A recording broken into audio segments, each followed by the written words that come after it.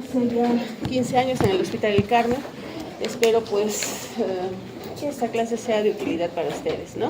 Disculpen la tardanza en salir de esta operación, estuve en un embarazo muy terrible, así que no pude salir antes, tenía que terminar de operar, ¿sí? Disculpen, vamos a empezar, por favor, sin perder el tiempo. ¿Puedes ayudarme? Sí, sí, doctor. No te preocupes, no. Empezamos, ¿ok? Sí, desante le puedo ayudar. Muy bien. Entonces, la infertilidad se define como la incapacidad para poder tener bebés, ¿no? O quedar embarazada después de un año de actividad sexual de intentar, ¿no? Ojo, hay que intentarlo de la manera correcta. Hay muchas parejas que van a venir tal vez después de un año, doctora, quiero tener un bebé, y lastimosamente lo han intentado. Más chicos, guarden su celular, por favor. Guarda tu celular, por favor, ¿sí? Por lo menos respetos, guarden respeto, ¿está bien? Por lo menos atendamos un ratito, la clase no va a ser tan larga y son términos y conceptos necesarios, nada más, ¿sí? Por favor, entonces, ¿no? La incapacidad de tener bebés por un periodo de un año en mujeres de menos de 35 años. Pero cuando las mujeres ya superan este límite de edad, solamente vamos a esperar nosotros 6 meses. Vuelvo a repetir, hay mujeres que se acercan a la consulta refiriendo que van intentando más de un año tener actividad sexual. Y cuando ustedes preguntan cuál es su frecuencia de actividad sexual, les dicen una vez al mes. Tampoco es la manera, entonces tampoco va a entrar al diagnóstico de infertilidad. Porque nosotros debemos decirle que es un año intentando correctamente quedar embarazada. ¿Qué es eso? Teniendo actividad sexual durante sus momentos fértiles, durante el momento ovulatorio o por lo menos relaciones sexuales frecuentes. ¿Y qué significa esto? Por lo menos 1 o 2 veces a la semana, ¿no? Y sin protección ninguna. Muy bien.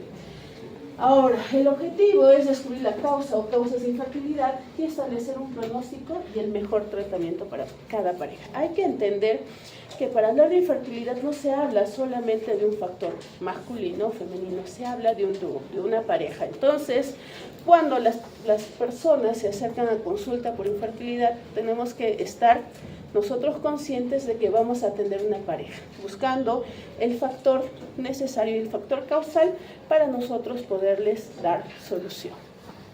Sigamos. Muy bien, más o menos en el mundo casi el 15% de las parejas en edad fértil, es decir, entre los 15 y los 40 años, tendrán problemas de infertilidad. Y más o menos, ¿no?, de 48 millones de parejas y 180 millones de personas viven casi con infertilidad en el mundo.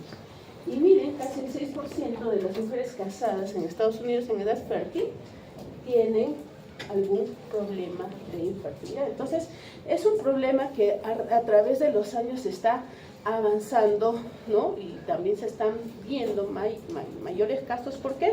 Por 2 motivos. Uno, las infecciones de transmisión sexual, las enfermedades pélvicas inflamatorias como afectación a la pelvis y también muchas de aquellas mujeres que llevan intentando pero que han tenido antecedente quirúrgico por algunas patologías y la más frecuente, apendicitis o si no, embarazo ectópico anterior. Entonces, estas patologías, ¿no?, están generando que cada año las parejas que busquen tratamiento para esta patología sean más. Entonces, por eso también valorar, ¿no?, las patologías que se presentan para poderles dar tratamiento con tiempo, ¿no? Aquellas mujeres jóvenes que detectan con infecciones pélvicas, darles el tratamiento adecuado. ¿Para qué? Para que las trompas no se obstruyan y al final no terminen con embarazos ectópicos o problemas de frente y infertilidad, ¿no?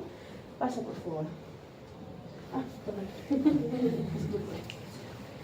Sigamos. Entonces, como les decía, para hablar de infertilidad nosotros vamos a hacer la atención inicial, pero hablando de una pareja, porque tenemos que iniciar buscando el factor necesario. Veamos que el factor femenino sí es el que tiene más porcentaje en causas de infertilidad, ¿verdad? Pero también el factor masculino aporta un 30%, no es tanta la diferencia. Entonces, ambos tienen que pasar a la consulta para ser evaluados. Y pues, cuando ambos coinciden como causa del problema, también tiene un 20%. y causa no conocida un 15% aproximadamente. Recuerden que el factor femenino es el más frecuente y entre los más frecuentes que está pues, en nuestra sociedad actual son las infecciones pélvicas, con origen o con alteración de la trompa y salpingitis. Entonces, son las que han aumentado las tasas de infertilidad en pasos agigantados estos últimos años. El mal diagnóstico y el mal tratamiento de estas pues hacen que las pacientes terminen buscando ayuda de fertilidad. Miren, entonces, como les había dicho, factor femenino 30 a 35%, que es muy parecido en el porcentaje al factor masculino. Entonces, que quede claro desde esta parte que el estudio no es solamente a la mujer o solamente al varón, sino que la pareja se debe estudiar en conjunto. El factor ovulatorio por sí solo es un 20% y el útero ovárico o peritoneal, ¿no? Un 30%. Aquí hablamos de factor útero tubárico o peritoneal, problemas en las trompas, salpingitis, cirugía previa, problemas de apendicitis, endometritis, que hacen que la trompa de falopio adquiera diferentes características y pues no sea tan fácil la fecundación para poder generar el embarazo, ¿no? Entonces, y uterinas, por a veces malformaciones uterinas, ¿no? Que se desarrollan a lo largo de los años sin que muchas mujeres tengan el conocimiento. En esta última década, gracias al avance de la ecografía y la resonancia magnética, se ha evidenciado mucho, ¿no? Que el factor uterino también está presente en muchas personas, ¿no? Úteros didelfos, úteros bicornes, úteros septados, que requieren de tratamiento médico previo para poder seguir con el tratamiento de fertilidad. El factor ovulatorio es otro de los factores que sí, pues es un factor que a los años ha sido pues uno de los más estudiados, ¿no? Aquellas mujeres con déficit de ovulación, por ejemplo, una de las patologías más frecuentes para hablar de un factor ovulatorio, el síndrome de ovario poliquístico, el famoso síndrome de ovario poliquístico, ¿no? Donde la función ovulatoria pues está muchas veces comprometida, ¿no?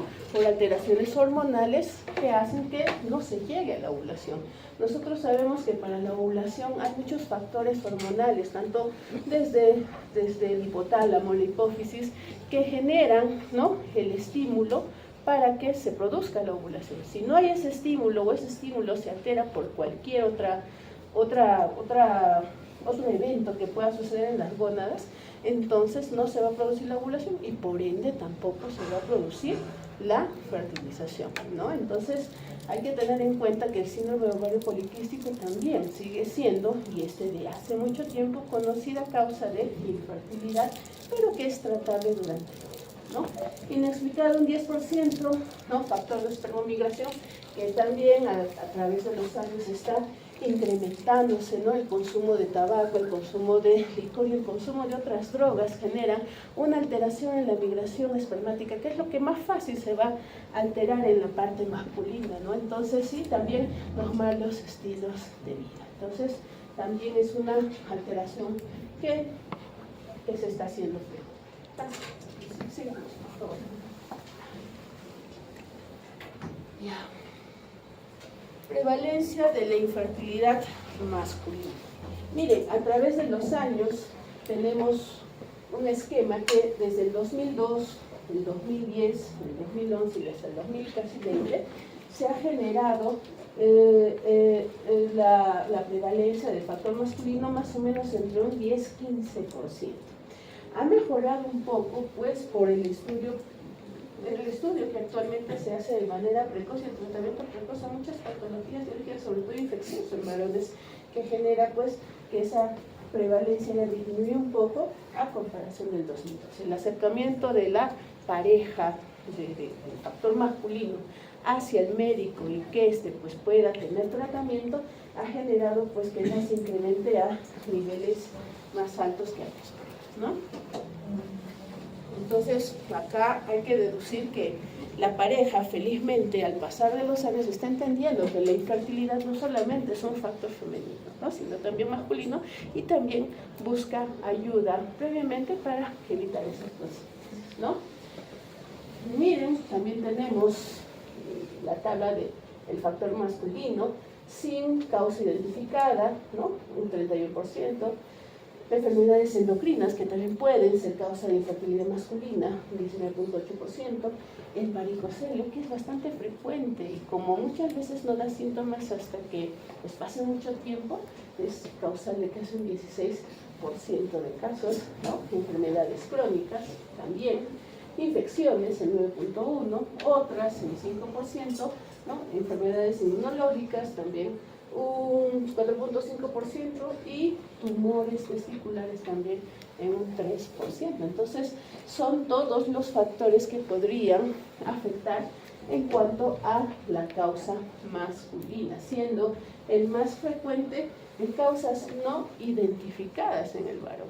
Pero, bueno, las que sí podemos manejar, y también son un alto porcentaje, son enfermedades de causa endocrina. Sigamos. Causas de infertilidad en la mujer también podemos dividirlo en varias partes, ¿no? El factor tubárico, ¿no? Lo más frecuente, como les decía, ¿no? Infecciones, por ejemplo, la paciente que operé hoy es un hidrosalpinx con un embarazo ectópico, ¿no? Tenía casi 1500 cc y la trompa la íbamos a amputar, ¿no? Le íbamos a hacer salpingectomía, pero al ver que es una mujer joven, traté de salvar, es por eso que me demoré un poquito, esperemos que ya no sangre, pero normalmente cuando hay hidrosalpinx y la paciente ya tiene un embarazo tubárico considerable, pues muchas veces terminan sin trompas, ¿no? También, ¿no? Este hidrosalpinx puede pasar a abscesos tubováricos y abscesos tubováricos rotos que simplemente hacen que todo el tejido se desvitalice y también terminen sin esta parte muy importante del aparato reproductor femenino, ¿no? Infecciones cérvico-vaginales, que son muchas veces el punto de inicio para otras infecciones después, ¿verdad? La clamidia es un agente muy prevalente en nuestra sociedad.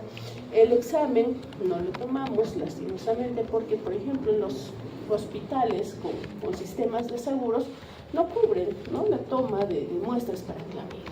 Pocas personas que pues por sí mismas pueden acceder y sale bastante positivo en las personas, ¿no?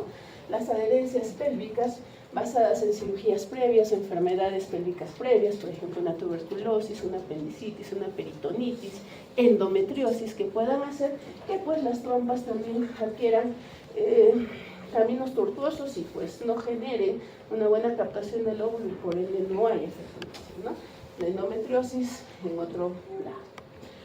Factores uterinos, como las enfermedades como la adenomiosis, ¿no? Que ya han estudiado en hemorragia uterina anormal o sangrado uterino anormal, que es una invasión anómala del endometrio sobre el tejido miometrial, que hace que sea más difícil la implantación y por ende podría ser un factor femenino para la infertilidad. Endometriosis también, ¿no? Las malformaciones müllerianas, como les hablaba hace un momento, que actualmente son diagnosticadas más frecuentemente por pues, la crecida en los métodos diagnósticos. La miomatosis uterina, una causa muy frecuente de patología en mujeres, sobre todo a partir de los 30 o 35 años. Pólipos uterinos también hemos estudiado, ¿no? Los pólipos que ocupan la cavidad endometrial y hacen pues que muchas veces haya sí fecundación entre óvulo y espermatozoide, pero que no se pueda implantar adecuadamente en la cavidad. Estos dos, la adenomiosis, son factores que podrían generar, ¿no? La infertilidad en base a que el huevo fecundado no se puede implantar adecuadamente en la cavidad endouterina. O las sinequias endouterinas, como ya han estudiado también el síndrome de Asherman, por ejemplo, ¿no? Que hace pues que no haya manera ni lugar donde el óvulo fecundado se puede implantar y lastimosamente se termina perdiendo o degenerando por falta de vascularización, ¿no? Entonces, las sinequias intrauterinas también se está viendo casos. Miren, yo tengo ya 15 años en esto de la ginecobstetricia y Asherman hace unos 5 o 6 años no mirábamos. Yo durante mi residencia vi un Asherman y no vi más hasta hace 5 años que ya voy viendo como 4 casos de síndrome de Asherman, ¿no? Entonces, ¿por qué? Por los legrados, por las infecciones pélvicas que pueda tener, o otras infecciones como una tuberculosis del aparato genital, por ejemplo, ¿no? Y también ya se están logrando ver un poco más en nuestra sociedad actual. El factor ovulatorio, que haya amenorrea, también he estudiado la parte de amenorrea, anovulación por algún factor, ya saben, el ciclo menstrual es muy lábil, ¿no? Se puede alterar por factores que no son muy difíciles de encontrar, ¿no? Ansiedad, una alimentación inadecuada, que la paciente no se alimente bien, baja de peso muy marcada. Entonces son causas que podrían generar anovulación por activación de la inhibina y pues que altere la producción hormonal adecuada durante el ciclo menstrual, ¿no? El fallo ovárico prematuro o la menopausia precoz, ¿no? Hiperprolactinemia por tumores hipotalámicos, ¿no? Que hay que estudiar muchas veces, y la mala calidad ovocitaria, quistes ováricos también, que muchas veces llevan a la resección de ovarios y no son diagnosticados a tiempo, ¿no? Lastimosamente no hay un test de screening para tumores ováricos, no hay ningún método que te obligue el Ministerio de Salud para poder nosotros evaluar tumoraciones ováricas y darles tratamiento a tiempo. Muchas de ellas llegan como abdómenes agudos quirúrgicos a la emergencia y pues eso significa que cirugía, y la cirugía ¿qué significa? Lastimosamente muchas veces lastimar partes principales del ovario que pues que quede con una función inadecuada, ¿no?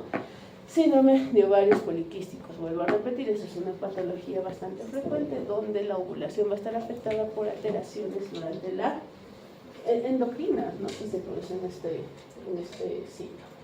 Y factores embrionarios, ¿no? Por ejemplo, y que es frecuente que haya detención embrionaria o alteraciones genéticas, ¿no? Las alteraciones genéticas son más frecuentes, sobre todo en mujeres que tienen antecedentes de abortos recurrentes, ¿verdad? ¿No? O si no, que tengan antecedentes ya de haber tenido algún embarazo previo con alguna malformación. Entonces, ellas estudiarlas para poder valorar cómo va a ser este proceso del embarazo y que no termine en pérdida y pues que esto genere un tipo de infertilidad que va a ser la segunda, ¿no? Factores desconocidos también, casi un 10%. Sigue, por favor.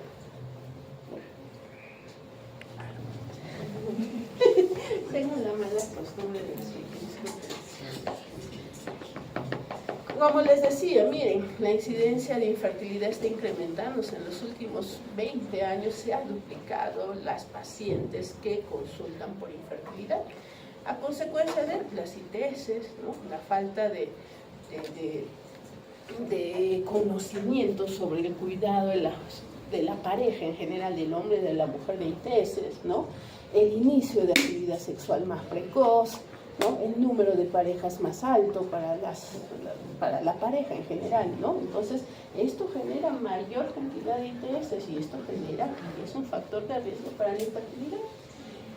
Abortos inducidos también, ¿no? En muchos países, recuerden ya, el aborto inducido está aceptado y muchas pacientes, incluso si no toman métodos anticonceptivos, simplemente se acercan al hospital y refieren que no quieren tener. Y lastimosamente llegan a eso, pero eso también podría generar lesiones endometriales que al final generarían también un factor de riesgo para infertilidad, ¿no? El uso de anticonceptivos prolongados, recuerden que tenemos anticonceptivos de uso diario y anticonceptivos de uso de años, ¿no? De reserva, y estos son los que generan muchas veces más dificultad en volver a la fertilidad, ¿no? Se dice que si uno usa un anticonceptivo, ¿no? de uso prolongado, o si no de uso de depósito, que son los que duran pues 3 años, como los implantes, ¿verdad? O si no un DIU con progesterona que se usa más o menos por 6 a 10 años, entonces la tasa de que vuelva a la fertilidad toma por lo menos 1 año, y eso en las mejores condiciones, ¿no? Si no toma otro método anticonceptivo y si la paciente busca pues volver a la normalidad de sus funciones ováricas. Entonces El uso largo de anticonceptivos también podría generar un factor para que pues se demore algún tiempo en volver a la fertilidad normal. El tabaquismo, ¿no? Miren, más o menos se evalúa como tabaquismo, no un cigarro, no se asusten, sino una cajetilla que el paciente fume al día y que disminuye la capacidad reproductiva casi en un 20%. Y actualmente la infertilidad está alcanzando casi el 20% de consultas ginecológicas. Entonces, es un tema de moda, es un tema que está avanzando a través de los años y pues que gracias a eso la subespecialidad de infertilidad se ha vuelto muy importante para nosotros los ginecólogos, ¿no? Nosotros sabemos que para que se llegue al embarazo se tienen que seguir muchas secuencias, entre estos los cambios hormonales durante el ciclo menstrual. ¿Para qué? Para que se llegue adecuadamente a la ovulación. Cuando se llega a la ovulación, ¿no? La estructura uterina, ¿no? Y también de las trompas tiene que ser adecuada, tal como están, ¿no? Las trompas tienen que abrir las fimbrias hacia, y están muy pegaditas hacia el ovario, para que así recoja el óvulo fecundado. No están pegadas, hay un espacio donde el óvulo podría caer a la cavidad abdominal, y si lastimosamente cayó un espermatozoide y se fecunda, genera un ectópico abdominal. Entonces tiene que tener la actividad adecuada de las fimbrias, ¿no? Para que pueda atraer al óvulo y llevarlo hacia la parte media para la fecundación, y de ahí seguir con una actividad y el lumen también despejado para que éste siga continuando hasta su implantación, que normalmente se hace en el cuerpo uterino. Y obviamente las estructuras de la parte externa también tienen que estar adecuadas, ¿no? Tiene que haber una vagina permeable, un cervix permeable, un cuello uterino sin tumoraciones para que también ingrese adecuadamente el espermatozoide. Si hay alguna alteración en alguno de estos puntos, tanto centrales, ¿no? Hipotálamo, oficiales o también gonadales o uterinos, pues lastimosamente la infertilidad se va a dar. ¿La podemos diagnosticar? Sí, sobre todo las causas estructurales en el útero, ¿no? Muchas veces hay septos, ¿no? Himenes imperforados, ausencia de útero. Ustedes que han visto, pues ya amenorrea, por ejemplo, Rokitansky, ¿no? Muchas mujeres ingresan a consulta no por ninguna molestia, sino que simplemente no salen embarazadas, ¿no? Hace un mes tuve una paciente de 22 años que llegó a mi consultorio, que había tenido actividad sexual, tenía caracteres sexuales secundarios, pero quería embarazarse, no podía. Y el problema para ella no era que había tenido una menstruación en toda su vida, el problema era que ahora quería tener un bebito y no podía. Entonces, valorando, podría haber sido un Rokitansky, ¿verdad? Entonces, ¿por qué? Porque tenía caracteres sexuales secundarios y no menstruaba y jamás había menstruado. Entonces se le dejó ciertos exámenes y pues se trató de hacer una ecografía transvaginal y no se midió el útero. Y habrá sido un Rokitansky probablemente, porque no había ninguna de las características uterinas iguales si se vieron. Entonces probablemente Rokitansky. ¿Tenía solución? Sí. ¿Cuál podría ser la solución para esta paciente? Ustedes ya han estudiado. ¿Qué dice saber pequeña? Ella quería tener un bebé. Tenía 21 años, es joven. Ya han estudiado la primera clase, la segunda clase, creo. ¿Qué crees? Ahí atrás. Si aún conserva los horarios, se podría utilizar un vientre de bebé. Está bien, pero el Rokitansky sí conserva los ovarios, porque los ovarios son de otra línea biológica para poder formarse, ¿no? De células germinales. Entonces sí, se hace un aspirado folicular, se hace una inseminación, se hace una fertilización in vitro y se busca un vientre de alquiler. La señora no va a poder salir embarazada y tener todo el embarazo, pero sí va a poder tener un hijo con sus genes, ¿no? Entonces sí podría tener solución. Entonces, pues se le explicó, pero primero se le dejó algunos de los análisis correspondientes para solamente confirmar el diagnóstico, ¿no? Miren, se dice que todavía se maneja el diagnóstico de infertilidad al cabo de un año, porque solamente si fuera un mes relaciones sexuales de manera adecuada en busca de embarazo, el 25% solamente sale embarazado en un mes. Es poquito, ¿no? Entonces un cuarto de todas las parejas que intentan salir embarazadas al primer mes lo logran. Y sobre todo el que no quiere, así que hay que tener cuidado. Entonces, a los primeros 6 meses este porcentaje sube bastante, sube a 63%. A los 9 meses casi ya un 75% de efectividad en que la mujer ya pueda salir embarazada. Y durante el primer año ya casi un 90% de parejas debería tener un embarazo evidente. Entonces, por eso es que si es una mujer de menos de 35 años, esperamos un año, por lo menos, porque el porcentaje ya nos avale. ¿Por qué, doctora, cuando tiene más de 35 años no podemos esperar un año? ¿Por qué crees tú que tienes el iPad, la tablet, no sé? Porque no está calentando, pero mayor de 35 años. ¿Qué factor de riesgo puedes encontrar?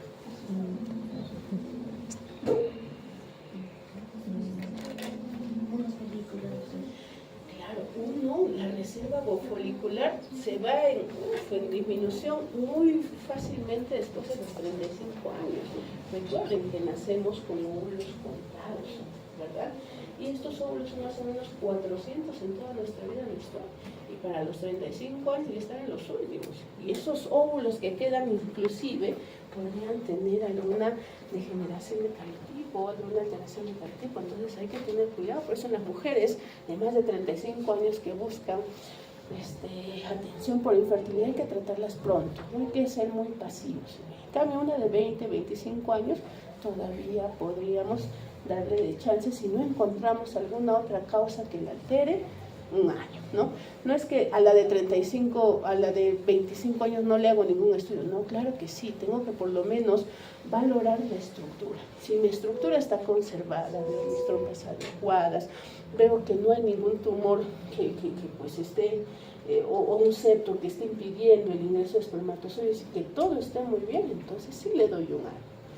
Pero si es una mujer de 35 años, valoro que la estructura esté normal. Y si esto está normal, máximo le doy 6 meses y si no, comienzo a ayudar. Puede, según el factor que puede estar pues, descubriendo en ella, ¿no? Sigamos. Miren, más o menos, si nosotros evaluamos cuidadosamente a nuestra paciente, puede detectar las causas probables casi el 90%. Y el 20% de estas causas probables sale embarazada en el transcurso del tiempo. Entonces, vuelvo a repetir, si una mujer se acerca a ustedes, doctor, tengo 2 meses de intentar y no salgo embarazada, y tiene 25 años, valoro siempre, ¿no?, alguna lesión estructural. Y como les decía a mis alumnos, valorar una lesión estructural en el caso de ginecólogos es bastante fácil, con un elemento que tenemos a la mano, ¿no?, que es la ecografía. La ecografía es una herramienta de mucha ayuda para nosotros los ginecólogos porque basta una observación muy rápida para nosotros comenzar a detectarnos si hay miomas, si hay endometriosis, si hay adenomiosis, ¿no?, si una trompa está dilatada, si hay un proceso infeccioso pélvico que requiera de tratamiento inmediato, ¿no? Pero si no hay nada y todo está bien, nosotros podríamos todavía, y obviamente valoro que sus ciclos menstruales han estado bien, por ahí tampoco encuentro alguna alteración, ya digo, ¿no?, el 25% nada más sale embarazo en el primer mes, tranquila, sigue intentando, pero de la manera adecuada, ¿ya? Entonces, con tratamiento, si se ha encontrado alguna causa, por ejemplo, un septo vaginal transverso que es frecuente y las parejas no se dan cuenta, con tratamiento, ¿no?, exceptuando la fertilización in vitro, que pues ya es mucho más alto el porcentaje de éxito en el embarazo, sin fertilización in vitro, con tratamiento de las otras causas, puede resultar casi un 60% de embarazos en estas pacientes que vienen a consulta. Muy bien. ¿Cuándo debo estudiar? Vuelvo a repetir, infertilidad y las causas en mujeres antes de los 35 años. Cuando tiene una enfermedad orgánica evidente, miomatosis uterina, quistes ováricos, adenomiosis, ¿qué más? Septos vaginales, ¿no?, úteros septados, úteros bicornes, didelfos y todo lo estructural que podamos encontrar. Por ejemplo, tiene un septo tabicado, no le voy a decir, pues no señora, vaya un año a seguir intentando, porque yo sé que el septo va a ser un factor que me va a limitar la fecundación. Entonces, ¿qué tengo que hacer? Obviamente, darle tratamiento pronto para yo seguir con el curso de la búsqueda del embarazo, ¿no?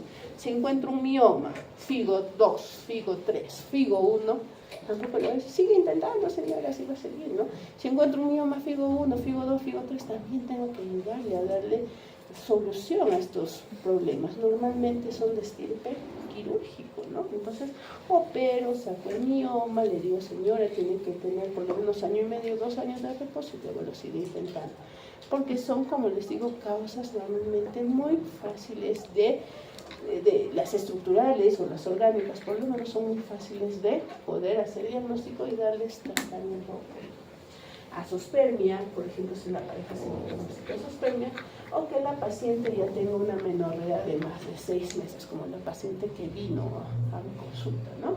O que haya obstrucción tubárica bilateral por procesos infecciosos o endometriosis, ¿no? O cirugías previas, ¿no? Entonces, que obstrucción tubárica bilateral esté evidenciada, entonces también nosotros tenemos que darle tratamiento antes, ¿no? Así que no hay que esperar pues 1 año y medio que por sí sola se cure la señora. También los estilos de vida, ¿no? Pueden afectar para la fertilidad. Por ejemplo, un índice de masa corporal de más de 35, ¿no? El tiempo de concepción se duplica, ¿no? Cuando está con un índice de masa corporal de menos de 19, se cuadruplica. O sea, es peor estar pues en desnutrición que en obesidad, porque ahí se cuadruplica el tiempo de concepción. El fumar también, ¿no? El riesgo relativo aumenta un 60%. El alcohol, más o menos, no se preocupen de los fines de semana, es 2 bebidas al día, que incrementa el riesgo en 60%. La cafeína en 250 miligramos por día, también en un 45%. Drogas ilícitas casi en un 70%. Toxinas también en un 40%. Entonces, también el consumo de ciertos elementos, sustancias, estilos de vida, hacen que la infertilidad también crezca en la sociedad. Entonces, en el factor femenino, el factor más importante entre todos es el factor pélvico peritoneal. Y los 2 factores más comunes que encontramos en causa femenina son la endometriosis y las secuelas infecciosas, no solamente de trastornos generados en el aparato reproductor o en las trompas, sino también en estructuras contiguas, ¿no? Y la apendicitis es una de las más frecuentes, sobre todo si se operan ya cuando están en etapas avanzadas o si en peritonitis o en plastroma appendicular. Lastimosamente, cuando las pacientes llegan a hacer plastroma appendicular, muchas veces, además del antibiótico, muchas veces requieren extirpación quirúrgica y ahí sale pues también la trompa muchas veces comprometida, ¿no? Y la enfermedad pélvica inflamatoria, que sigo diciendo, pues actualmente es una de las primeras causas de infertilidad por alteración y obstrucción en las trompas de falopio. Entonces, muchas veces cuando no llegamos a la causa, no podemos con los métodos que no son invasivos tener una evidencia de algún factor que genere infertilidad, nos vamos a hacer laparoscopía diagnóstica, ¿no? Y entonces en la laparoscopía diagnóstica muchas veces nos revelan la patología no sospechada en más o menos el 30%. De aquellas donde ya no hemos llegado a una definición de cuál es la causa, la laparoscopía diagnóstica nos ayuda mucho, porque ahí vamos a encontrar ¿qué? Endometriosis, por ejemplo, con alteración de la ubicación de las trompas. ¿Qué podemos encontrar también? Créanme que alguna vez en algunas mujeres que han sido sometidas a cesárea hemos encontrado ligaduras que las pacientes no habían tenido, no habían solicitado. ¿Qué más podemos encontrar? Tumores, ¿no? Que no se han visto con la ecografía, que son causas ya un poco más extrañas de no poder hacer el diagnóstico de manera no invasiva, ¿no? ¿Qué más podemos ver durante la laparoscopía? Podríamos ver la obstrucción tubárica con test de azul de metileno, pues que hace que, y también a la par hacemos diagnóstico y tratamiento con la limpieza de las trompitas y el lavado intratubárico que hacemos, normalmente la recanalización tubárica. Muy bien, entonces en el factor uterino tubárico son las anormalidades estructurales, como les decía, más comunes, ¿no? La presencia de miomas en nuestra generación es bastante alta, ¿no? A partir de los 30 años las mujeres son muy frecuentes de presentar tumoraciones benignas y sobre todo los miomas, ¿no? La falta de fusión del tracto reproductivo, como les decía, las infecciones, el embarazo ectópico previo. El factor cervical también, ¿no? Puede ser congénita por el consumo del famoso diestilbestrol, pero en muchos años he escuchado mucho de este medicamento. La verdad, no he visto que lo use, ¿no? Alguna vez lo he visto en un cáncer de mama, pero es bastante frecuente actualmente. Anormalidades de conducto de Müller, como les decía, o adquiridos como infección, tratamiento quirúrgico o alteraciones del moco cervical. Miremos, por ejemplo, esa imagen en bolsa de arena. Acá vemos al útero y acá vemos a la vagina llena de sangre. ¿Por qué? Porque probablemente hay un tabique o un septo transverso que no deja salir la sangre de la zona del útero y pues está acumulando en la vagina y está haciendo hemato por eso, ¿no? Entonces hay que tener en cuenta que pues las causas estructurales también están muy frecuentemente relacionadas a las causas de infertilidad. En el factor ovárico, efectos del sistema nervioso central, la hiperandrogenemia crónica. ¿En qué paciente yo puedo encontrar hiperandrogenemia crónica? Verá tu compañero que está con el celular.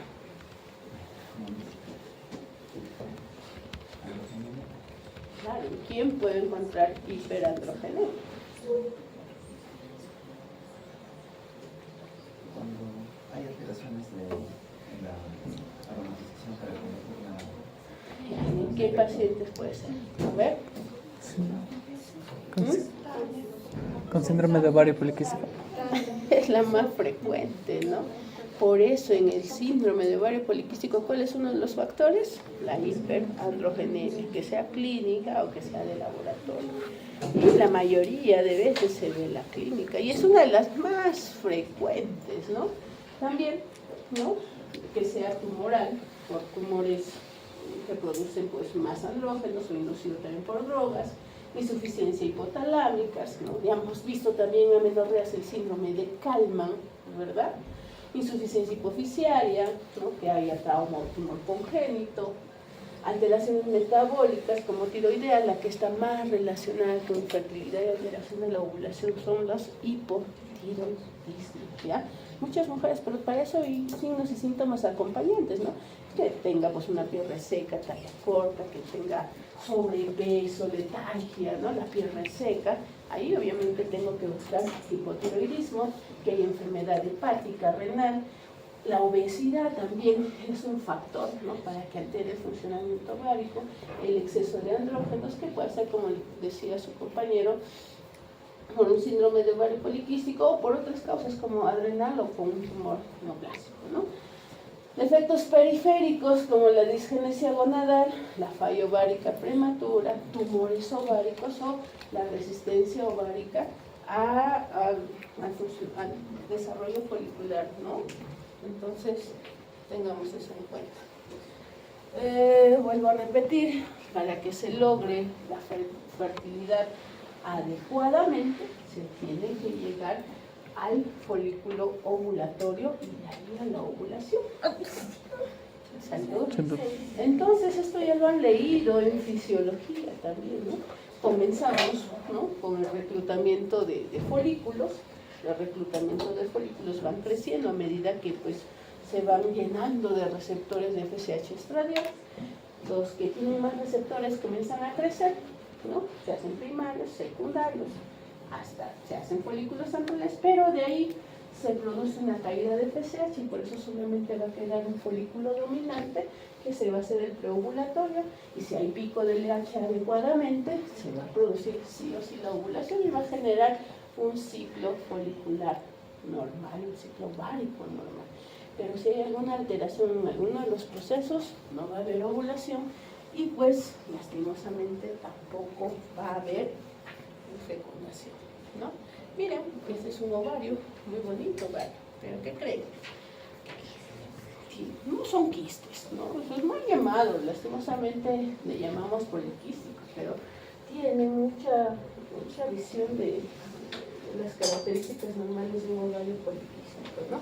Cuando hay folículos centrales o folículos en cantidad de más de 20, de menos de 9 milímetros de diámetro, ¿no? Cuando son más de 20 y de menos de 9 milímetros de diámetro, valoramos el diagnóstico de ovario de aspecto poliquístico. Ojo, no síndrome de ovario poliquístico, porque para hablar de síndrome se requiere de otras características.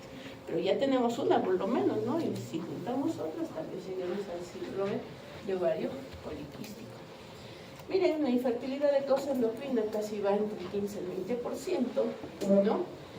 Anovulación, que podría ser una anomalía congénita, por ejemplo en la digenesia gonadal, también podría ser de causa central.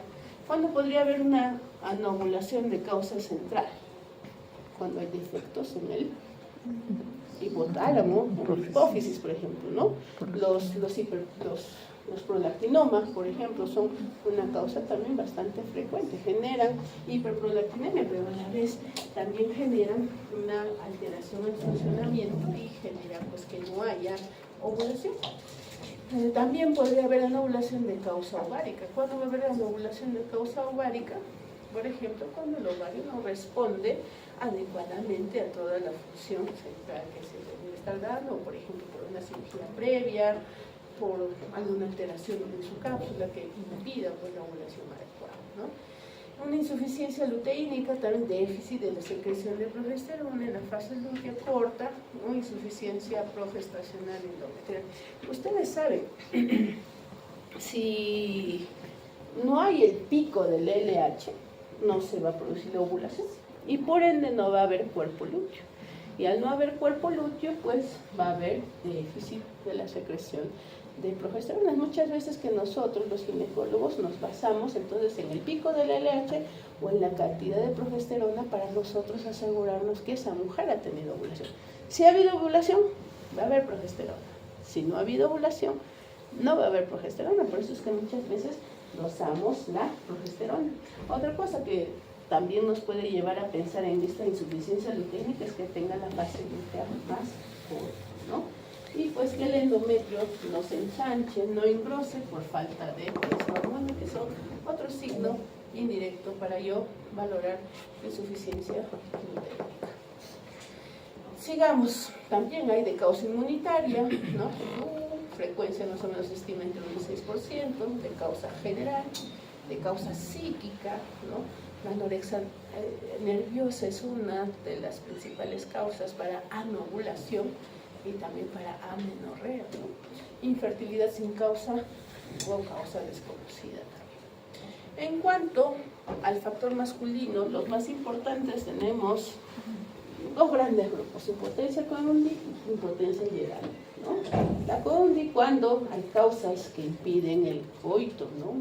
Que tenga déficit de erección o de eyaculación y que genere que el varón no llegue a tener un coito satisfactorio, ¿no? O la impotencia general, cuando el coito sí se realiza normalmente, pero hay déficit de espermatozoides, ¿no? Ya sea en calidad o en cantidad. Entonces no tienen esa capacidad para poder fecundar a un óvulo de manera adecuada. Entonces tenemos esos dos. Entonces, ¿no? ¿Cuáles son las causas de infertilidad masculina? La azoospermia, que es la disminución del conteo normal de espermatozoides. Otros contaminantes ambientales, ya hablamos del cigarrillo, el licor, drogas exógenas, deficiencia hormonal, desórdenes endocrinos, alteraciones tiroideas también en el varón, el hipotiroidismo o el hipertiroidismo también podría afectar la fertilidad, la hiperplasia adrenal, andrógenos exógenos, ¿no? Disfunción hipotalámica, el famoso síndrome de Calma. Recuerden que es una alteración ligada al cromosoma X que puede ser masculina o femenina, entonces también podría ser. Falla hipofisiaria, tumor, radiación, cirugía y también hiperprolactinemia o la impotencia sexual, que también pues estaría en el primer grupo mencionado anteriormente. La eyaculación retrógrada, otra de las causas que se ha evaluado, cicatrizaciones por enfermedades de transmisión sexual, vuelvo a repetir, las enfermedades de transmisión sexual siguen siendo una causa muy frecuente en el mundo para infertilidad, tanto de causa masculina y femenina, y pues ¿no? El consumo de drogas no lícitas, ¿no? Aunque la marihuana es lícita ya para ciertos tratamientos. Consumo de medicamentos como cimetidina, espironolactona o nitrofurantoína que también alteran la calidad de espermatozoides.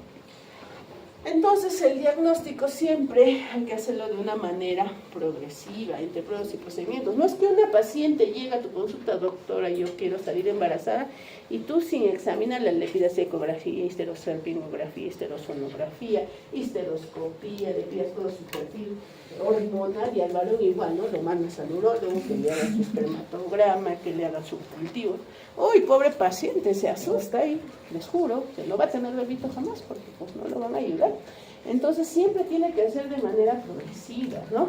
Evaluando factor masculino y femenino. Primero en la mujer, ¿qué se va a tener que evaluar?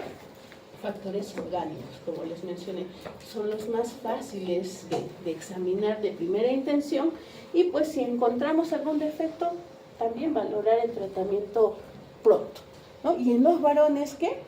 El espermatograma. El espermatograma es uno de los primeros exámenes no invasivos, de fácil examen, ¿no? Y que se puede hacer pronto, y que pues nos va a dar también una evaluación amplia de cómo está la calidad espermática, ¿no? Si son capaces de ser fértiles o no. Y son los primeros análisis que se pueden hacer. Claro, si yo llego a la conclusión de que los dos están bien, sigamos buscando, ¿no? Poco a poco y paso a paso, para no alborotar a nuestra pareja y que pues sigan el tratamiento, porque créanme que muchas veces se hace bastante largo. Por eso hay que explicar sobre riesgos, gastos que pueden llegar a tener intervenciones invasivas, ¿no? Como por ejemplo una laparoscopía diagnóstica en aquellas pacientes donde no se encuentra el factor y el factor masculino está descartado, ¿no? Operaciones, también cirugías en los varones, ¿no? Por algunas patologías que se encuentran, ¿no? Y pues que el tiempo que se empleará el estudio, no es que hoy día vienes a mi consulta y mañana sales embarazada, no, normalmente toma un tiempo, no muy prolongado, pero sí es necesario por lo menos 1 o 2 meses para terminar y tener la evaluación completa, ¿no? Por eso, miren, 6 a 8 semanas, entre 1 a 2 meses. Estudio básico, como les decía, un examen físico completo de ambos, ¿no? Normalmente validamos, ¿no? Algún factor. Recuerden que otros factores hormonales también pueden estar inmersos en estos problemas de infertilidad. Los más frecuentes hay que buscar problemas de tiroides, ¿no? Después, cuando hacemos la evaluación clínica completa y no encontramos alteración, ya comenzamos a buscar causa orgánica. Lo primero que está a la mano, el ultrasonido, la ecografía, ¿no? Si esto sale todo bien, no encuentro otra cosa, un perfil hormonal que también es no invasivo. Empecemos por los no invasivos, y después, si todo sigue saliendo normal, podemos llegar a hacer algo un poco más invasivo. Por ejemplo, una histerosalpingografía. ¿Qué es una histerosalpingografía? Es un examen en base a rayos X que, a partir de un contraste que se inserta a través del cuello uterino y la vagina, ingresa a presión a través del cuello uterino, el cuerpo uterino, y tiene que salir a través de las trompas y hacer un test de cuerpo, ¿no? Entonces, nosotros acá, ¿qué vamos a valorar? ¿Qué creen que vamos a valorar con esta histerosalpingografía? A ver, ¿qué dices? ¿Brille? Ciclos conservados de las trompas. si las trompas no están obstruidas y si hay permeabilidad tubárica. Es uno de los exámenes que pues, sí genera dolor, genera molestia, pero pues vamos a llegar a ver uno de los parámetros más difíciles de ver con estas dos anteriores, que es la permeabilidad tubárica sin ser invasivos, ¿no? Y si encontramos obstrucción, es decir, que el elemento de contraste no sale hacia la cavidad peritoneal, pues tenemos que darle solución, ¿no? Que es la desobstrucción, y pues muchas veces esto lo hacemos vía laparoscopia. Y como les decía, comenzar también ya después de esto a estudiar la valoración masculina, y uno de los primeros exámenes sí que nos va a dar una amplia referencia cómo está la fertilidad masculina es el espermatograma. Muy bien, entonces, ¿cuáles son los pasos regulares cuando yo ya estoy empezando el estudio? Miren, ¿no?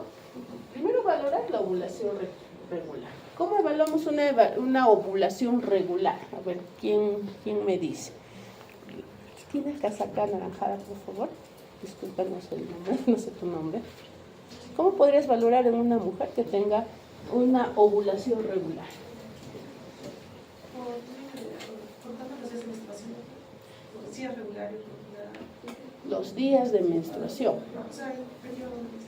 Si su periodo menstrual es regular y de las mismas características, no es fácil de determinar, y sobre todo si esto lo ha tenido por los últimos 6 meses, así que no es muy difícil de obtener este dato. Permeabilidad tubárica, ya vimos, podría ser vía una histerosalpingografía o si no, una laparoscopía exploratoria con valoración de trompas, ¿no? La cavidad uterina normal, ya sabemos, una ecografía, donde valoramos las paredes uterinas, el endometrio, que no haya tumoraciones, y un examen físico completo, ¿no? De inspección y palpación con tracto vaginal, especuloscopía. Y pues como les decía, análisis del semen, que pues normal. Son los pasos a seguir para empezar el estudio inicial de una pareja con infertilidad. La valoración morfológica del útero, como les decía, la ecografía es de gran ayuda. Miren este uterito con un endometrio trilaminar, está en fase ovulatoria probablemente, y se ve muy bonito a través de una ecografía. No hay tumores, no hay lesiones, donde se pueda valorar una estructura normal. O si no, con resonancia, donde se valora que no haya defectos, como útero del fumiforme, que se vean adecuadamente las formas, ¿no? Miren también el ovario, ¿no? Y se haga también inclusive conteo folicular, ¿no? Para ver la reserva ovárica. Cuando se hace este tipo de examen, también se podría hacer, más o menos se hace entre el segundo y el tercer día de menstruación, para tener los folículos necesarios de la nueva corte que se está iniciando el ciclo y contactos, ¿no? Y valorar la cantidad de folículos que hay, si son los necesarios para asegurarnos una actividad folicular y ovárica normal. Entonces, la historia, el examen físico siempre cuidadoso. Ojo, en infertilidad son mucho más cuidadosos y mucho más prolijos en el examen físico, porque cualquier cosa podría generar la sospecha de una patología que no sea uterina, ¿no?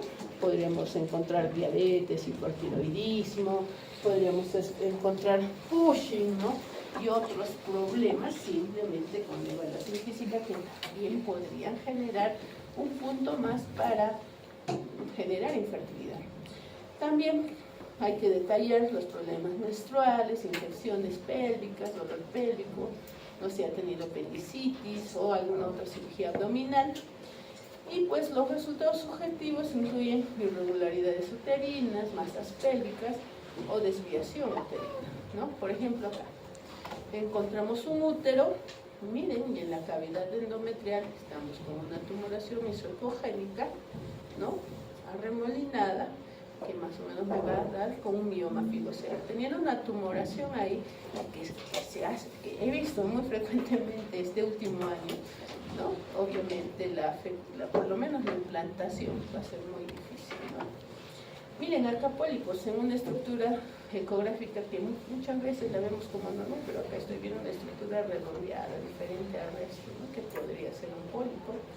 Adenomiosis, donde no hay la diferenciación entre el endometrio y el miometrio, anomalías müllerianas, miren, un útero, ¿no? Bicorne. Luego acá tenemos más pólipos, ¿no? Esto confirmado probablemente con una histerosonografía y alteraciones uterinas que pues se pueden ver fácilmente con ecografía o resonancia. Miren cómo se ve un síndrome de Asherman de sinequias intrauterinas, ¿no? Donde se ve un endometrio heterogéneo con espacios hipoecogénicos y espacios que son las zonas fibrosas hiperecogénicas, ¿no? Hidrosalpinx también se ve bastante bien en la ecografía, donde hay trompas dilatadas. Dice que una trompa en ecografía nunca se ve cuando está normal, solamente se ve en su mayoría de veces cuando está dilatada y cuando tiene un diámetro de más de 5 que ¿no? Endometriosis o quistes endometriósicos, ¿no? Tumores de ovario, que pues son fáciles de ver en una ecografía. Y en la historia clínica no olvidarse de otros datos importantes, por ejemplo, cómo ha sido el desarrollo puberal, ¿no? Ha sido su edad, cómo ha empezado el ciclo menstrual, a qué edad, cómo ha sido, si ha tomado anticonceptivos. Recuerden que también les dije que puede ser un factor para volver a la fertilidad de manera inmediata, ¿no? Cuando sea el primer embarazo y el término de este, si ha tenido cirugías previas, si ha tenido algún papa normal o alguna alteración algún tratamiento para un papa normal, ¿no? Si consume drogas o algún otro tratamiento, si hace una dieta muy rígida, ejercicio extremo también, ¿no? Si hay una variación también súbita del peso habitual, tanto en subida o en bajada, ¿no? Historia de exposición al dietilestilbestrol intraútero, edad y antecedentes patológicos también de la pareja. Recuerden que también hay que valorar, ¿no? Si la pareja ha tenido hijos, ¿no? Si él tiene evidencia de fertilidad, entonces es mucho más probable tener que buscar infertilidad de factor femenino. Por eso también valora. Tu pareja ha tenido alguna vez hijos, ha embarazado alguna vez a alguien, siempre para estos casos de infertilidad, para valorar la presencia de fertilidad masculina. Si hay ciclos irregulares, ¿no? Si la paciente tiene hirsutismo, acné o obesidad, ¿no? Dosar siempre la glucosa de insulina. Si hay resistencia a la insulina, el ovario no va a poder funcionar respondiendo adecuadamente a los estímulos hormonales. Entonces, siempre si tenemos estos datos de hiperandrogenismo u obesidad, siempre tratar de dosar glucosa e insulina para pues valorar resistencia a la insulina o de frente diabetes, ¿ya? Miren, si la relación insulina-glucosa es mayor a 0.25 o solo la insulina es mayor a 10 miliunidades por mililitro, se debe indicar inclusive metformina para que haya disminución de la resistencia a la insulina. Y las pacientes, sobre todo que tienen ovario poliquístico, se benefician con esa terapéutica. Ojo, no todas, ¿ah? Solamente las que tengan este índice de insulina y glucosa mayor a 0.25 o hiperinsulinemia aislada, pero verificada con análisis de laboratorio. ¿Ya? Muy bien, sigamos. La reserva ovárica, ¿no? ¿Qué es la reserva ovárica para poderla evaluar en una paciente? Es el potencial de funcionamiento del ovario, es decir, cuán capaz de ovular todavía es. Recuerden que esta reserva ovárica se va entrando en déficit al pasar de los años, ¿no? El mejor momento y la mejor etapa para encontrar una reserva ovárica adecuada, ¿no? Es entre los 20 y los 30 años. Después, la reserva ovárica va bajando. ¿Cómo se evalúa? Vuelvo a repetir, con una ecografía transvaginal evaluada entre el segundo y el tercer día de la menstruación, donde se evalúan los ovarios y se hace el recuento folicular. Se dice que una reserva ovárica es adecuada cuando la suma de folículos es mayor de 10 en ambos ovarios. Muy bien, aquí está, se considera normal si después de la estimulación también, si tal vez hemos tenido una prueba negativa donde no hemos encontrado una adecuada o número ováricos, podemos hacerla con estimulación con estimulantes ovulatorios, ¿no? Y pues si después de este cuarto día de estimulantes ovulatorios están más de 10 folículos, también es normal. En la histerosalpingografía ya también es una prueba que hemos visto que se tiene que hacer en estas pacientes para valorar la permeabilidad tubárica, pero tiene ciertas contraindicaciones. Por ejemplo, no la podemos hacer cuando la paciente tiene infecciones agudas o crónicas del aparato genital. ¿Por qué? Porque va a haber manipulación y va a haber ingreso de sustancias o líquidos desde la parte externa de la vagina hacia el interior. Y si la paciente tiene un proceso infeccioso agudo, créanme que todas las bacterias y gérmenes que están ocasionando esta infección también se van a trasladar al interior del útero, de las trompas y de las pelvis, causando infecciones pélvicas muy severas y presentadas de manera aguda. Si hay tuberculosis urogenital en actividad, tampoco puedo hacer histerosalpingografía. Obviamente, si hay embarazo, no. Por eso se le pide a la mujer que haya pasado su menstruación adecuada, y ni bien haya pasado la menstruación es el momento ideal para poderle hacer la histerosalpingografía. Si tiene una hemorragia genital, tampoco le puedo hacer, o si tiene ya una alergia conocida al medio de contraste, o si tiene cáncer de endometrio, tampoco se puede hacer. ¿No? ¿Cómo se hace? Se toma la primera placa, las placas de llenado, la placa de vaciado y la placa de Cotte. La placa basal es la que no tiene contraste, ¿no? La hemos visto hace un ratito. Cuando ya tiene contraste y está llenando toda la cavidad endouterina, y pues la placa de vaciado es cuando este contraste está pasando hacia las trompas, y la placa de Cotte cuando la sustancia de contraste ya se encuentra en la cavidad pélvica, ¿no?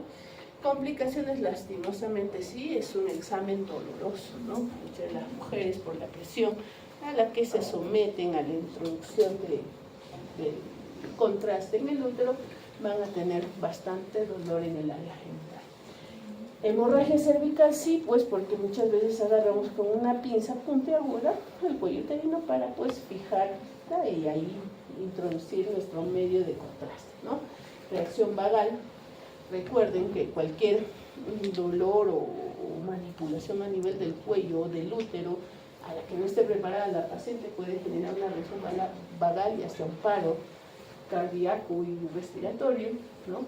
Alergia al contraste puede generar también granulomas a cuerpo extraño, embolia, y incluso si tienen algún tipo de neoplasia maligna, diseminación de células al resto del cuerpo. Como les decía, ingresa a la cavidad, una placa basal antes sin nada de contraste, una placa de llenado, primero solamente vemos la cavidad uterina, la placa de vaciado donde comienza a verse la salida del contraste a través de las trompas, y esta es la de Cotte donde ya vemos, ¿no?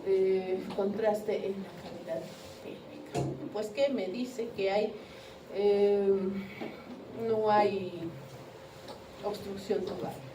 Ya que están en sus momentos, miren, esta es la placa de llenado, ¿no? Acá ya está comenzando a vaciar por la trompa, y pues acá es una... Muy bien, también después de eso ya veamos el perfil hormonal. ¿Qué hormonas tomo? Normalmente son algunos que son marcadores de la respuesta ovárica: la FSH, el estradiol, que ya saben sus funciones, la inhibina B, ¿no? El recuento de folículos centrales, y la antimulleriana, que pues es una sustancia que nos da mucho sobre la reserva ovárica. Miren, ¿no? ¿Dónde se toma y en qué día? Sobre todo la FSH, el estradiol, la progesterona y la inhibina B, lo ideal también entre los días 2 y 3 del ciclo menstrual. La FSH normal es cuando salen menos de 10, anormal de 10 a 15, o muy anormal cuando ya está en más de 15, ¿no? Y más de 20 se dice incluso que podría ser una insuficiencia ovárica prematura, ¿no? El estradiol normal menor de 45, entre 45 y 75 anormal, y muy anormal en más de 75. La progesterona ¿no? Para valorar si ha ovulado mi paciente entre 0,1, anormal entre 1,1 a 1,5 y mayor de 1,5 anormal.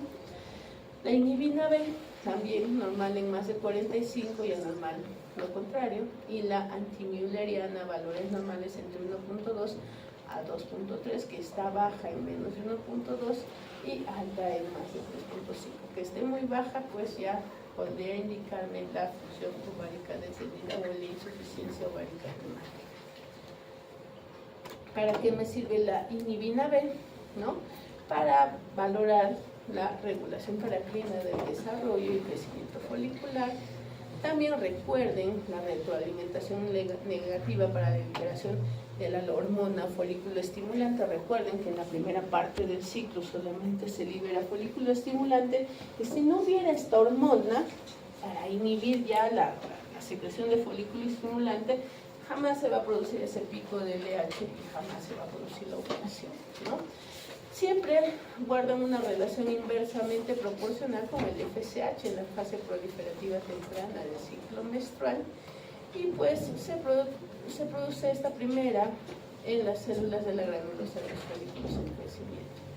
Esta inhibina B es un buen indicador del funcionamiento del folículo y pues también de la reserva ovárica. Si está en menos de 45 es una mala respuesta a la hiperestimulación ovárica. Recuerden que el FSH está estimulando el ovario, y cuando llega a estimularlo a su nivel más alto, pues se produce la inhibina.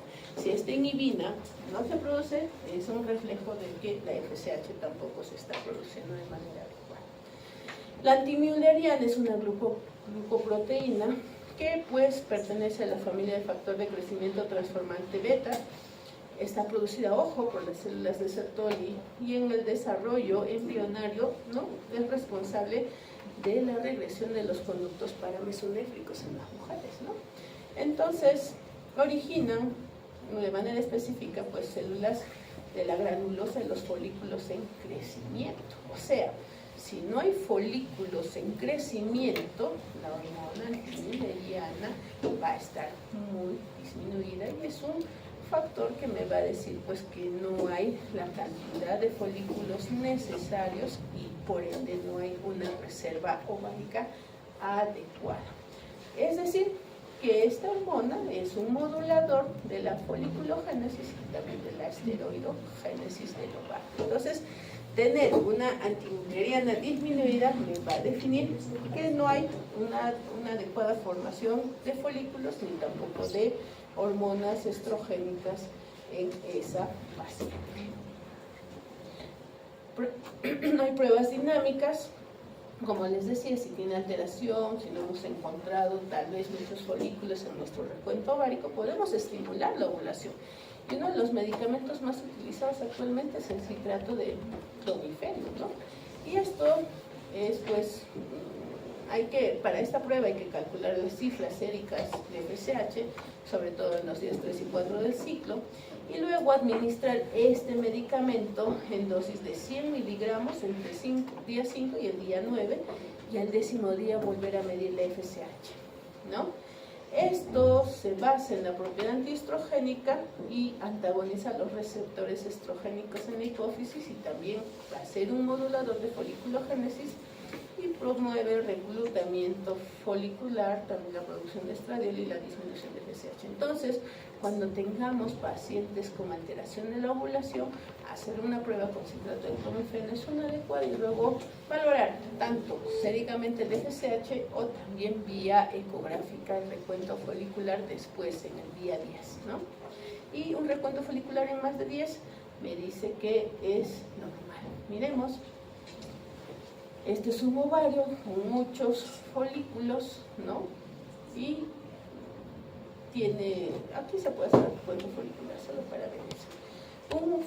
Un volumen ovárico menor de 3 y tenga menos de 5 folículos, dice que la reserva ovárica está disminuida.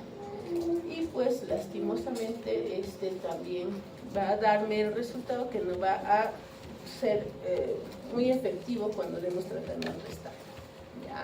También valoramos la progesterona el día 21, ya les dije, si no hay ovulación no va a haber progesterona, por eso se evalúa más o menos el día 21, y pues si estén más de 10 nanogramos por mililitro, se dice que ha habido una ovulación ideal, pero si está disminuido, indica que ovuló, pero no ha sido de manera adecuada. Puede hacerse hasta 3 medidas seguidas.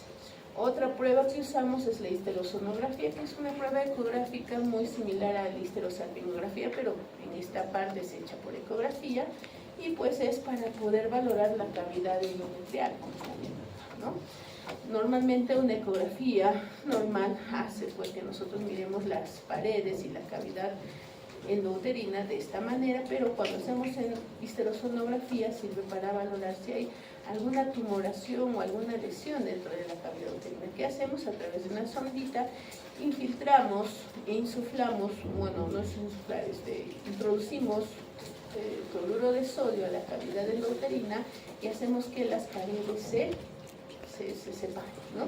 Para poder valorar adecuadamente la cavidad endouterina. Miren, aquí solo hay endometrio, no hay más, pero en muchas pacientes pues salen alteraciones como pólipos, tumoraciones. Miren acá, ¿no? Está insuflado y pues acá está el catéter y estamos viendo también la cavidad endouterina vacía, no hay pólipos, no hay masas que estén construyendo esa cavidad. Miren acá, en cambio, se ha hecho la histerosonografía y se ha encontrado una masa, ¿no? Que depende de sus condiciones, podría ser un pólipo grande o un mioma uterino fijo, ¿verdad? También la clamidia es una de los elementos que está generando, como les decía al inicio, pues mucha infección pélvica, y es muy difícil de diagnosticar. Vuelvo a repetir, no está inmersos en nuestros programas de seguro, pero cuando se puede, pues hay que determinar los cuerpos de anticlamidia, y se ha relacionado mucho con salpingitis, y ahí tiene una sensibilidad de 40 al 50% con valor predictivo positivo 60, y cuando no se encuentra, pues tiene un valor predictivo negativo de casi el 90%.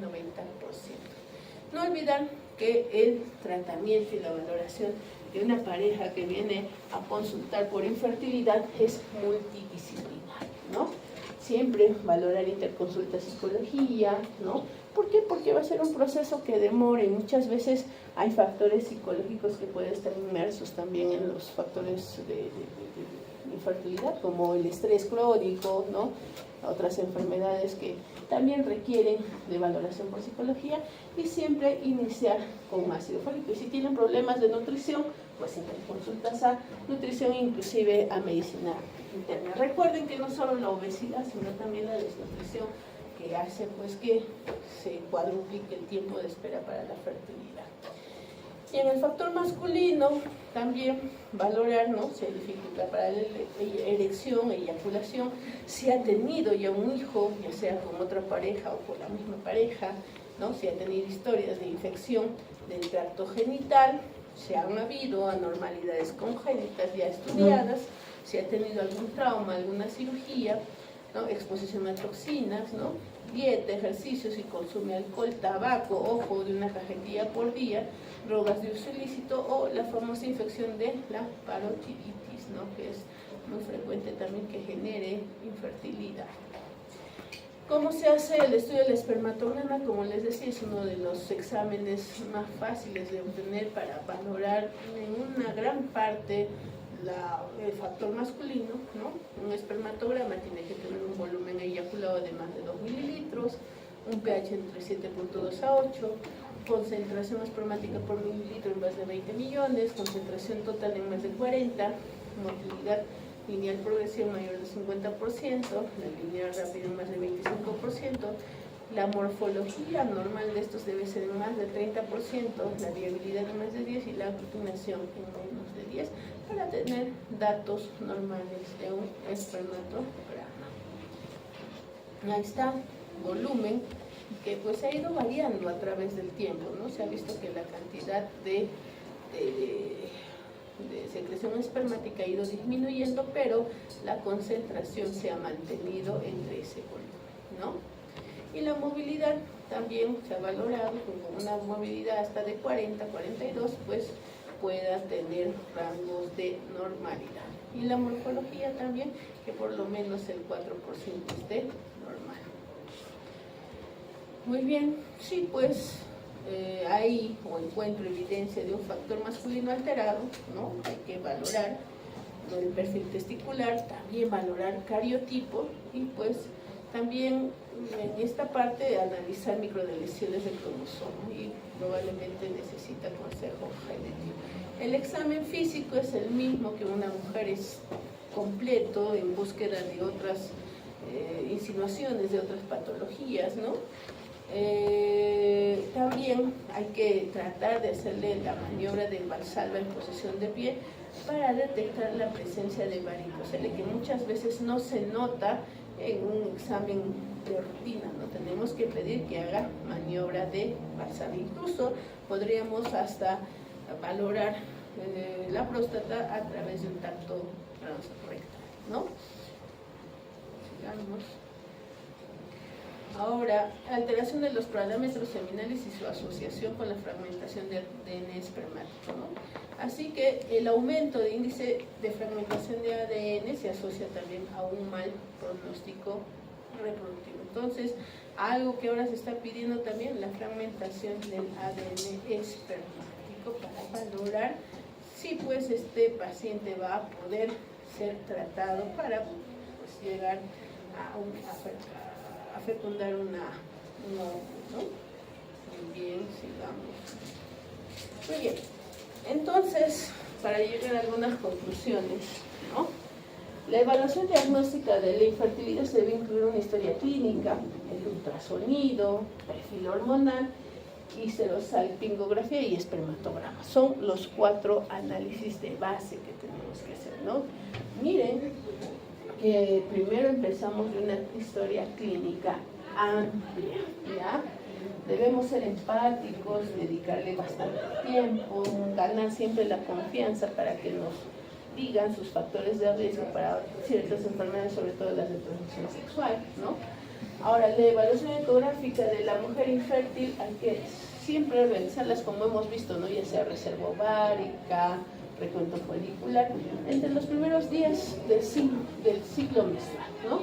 Y pues este nos va a dar mucha información donde el endometrio no va a estar muy abundante, donde vamos a poder ver mejor las estructuras, porque normalmente durante o post nuestro inmediato. Y el perfil hormonal también tiene días especiales entre el 2 y el 3 para valorar cifras exactas para nosotros tener el conocimiento cómo está pues yendo esa función. La histerosonografía se debe indicar, histerosalpingografía, perdón, se debe indicar, como les decía, al terminar la menstruación diaria, ¿no? Normalmente entre el día 6 al 11 del ciclo. La espermatobioscopía o el espermatograma se debe realizar con un periodo de abstinencia sexual por lo menos de 2 a 7 días y pues siempre ir a una persona experta en reproducción, siempre para poder identificar cuándo tratar y cuándo es necesario ya referir para tratamiento avanzado a una pareja, ¿no? Muy bien, hasta ahí vamos a quedar con la primera.